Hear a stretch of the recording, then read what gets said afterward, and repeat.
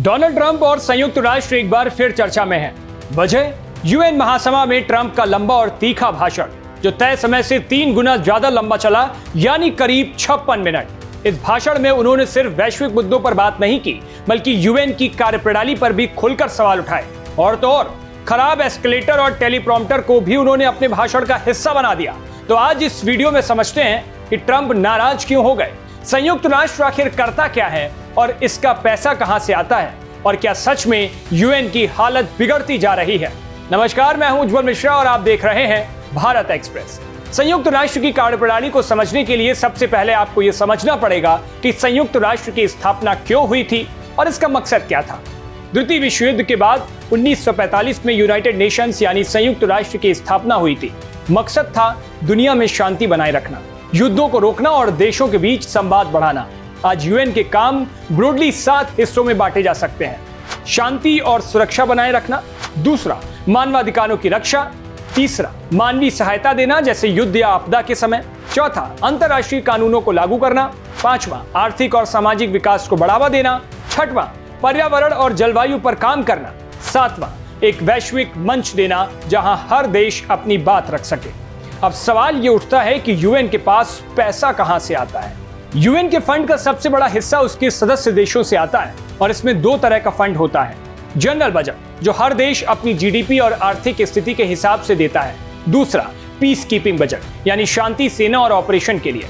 और आपको जानकर हैरानी होगी कि यूएन को फंड देने में सबसे बड़ा योगदान अमेरिका का होता है, लगभग 20% से भी ज्यादा।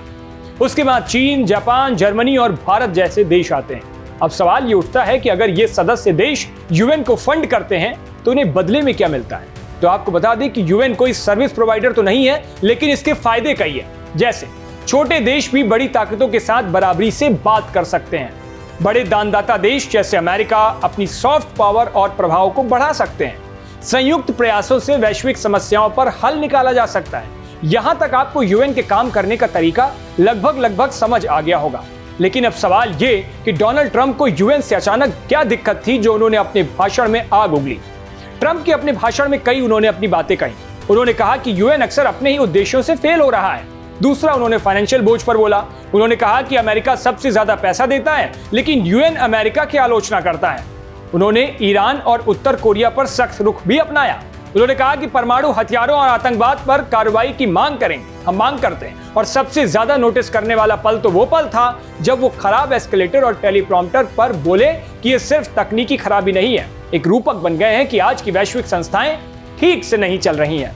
अब आप सोचिए, अमेरिका का राष्ट्रपति यूएन में भाषण दे रहा है और उसी वक्त टेलीप्रॉम्प्टर बंद होता है और वो टेलीप्रॉम्प्टर का जिक्र वहां पर अपने उस 53 मिनट की स्पीच में करते हैं। अब सवाल ये कि क्या वाकई यूएन की हालत बिगड़ रही है। ट्रंप का इशारा सिर्फ मशीनों की खराबी पर नहीं था, यह था एक सिस्टम की खामी की तरफ इशारा। आज यूएन कई चुनौतियों से जूझ रहा है, जैसे महाशक्तियों की खींचतान, अमेरिका, रूस और चीन की टकराहट से निर्णय अटक जाते हैं वहां पर। वित्तीय असंतुलन यानी फाइनेंशियल इंबैलेंस, कुछ ही देश पैसा देते हैं, बाकी बस निर्णयों में हिस्सा लेते हैं। नई समस्याएं भी वहां हैं, जैसे महामारी है, साइबर सुरक्षा है, क्लाइमेट चेंज है। इन मुद्दों पर उसकी स्लो प्रोसेस है, धीमी प्रतिक्रिया होती है। राष्ट्रीय बनाम वैश्विक हित, जैसे अमेरिका फर्स्ट जैसी सोच वैश्विक सहयोग को कमजोर करती है। अब बात यह कि क्या यूएन में सुधार की कोई गुंजाइश है। संयुक्त राष्ट्र को समय के साथ खुद को अपडेट करना होगा। सुरक्षा परिषद में नए स्थायी सदस्य जोड़ना जरूरी है, जैसे भारत, ब्राजील, जापान, जर्मनी। ये स्थायी सदस्य बनने चाहिए। वित्तीय योगदान का बोझ बराबरी से बांटना चाहिए। यूएन एजेंसियों को ज्यादा पारदर्शी और जवाबदेह बनाना होगा, तभी इसमें सुधार की कुछ गुंजाइश हो सकती है। डिजिटल युग के मुताबिक तकनीकी सुधार भी वहां पर जरूरी है। तो ये था यूएन के काम करने का पूरा तरीका।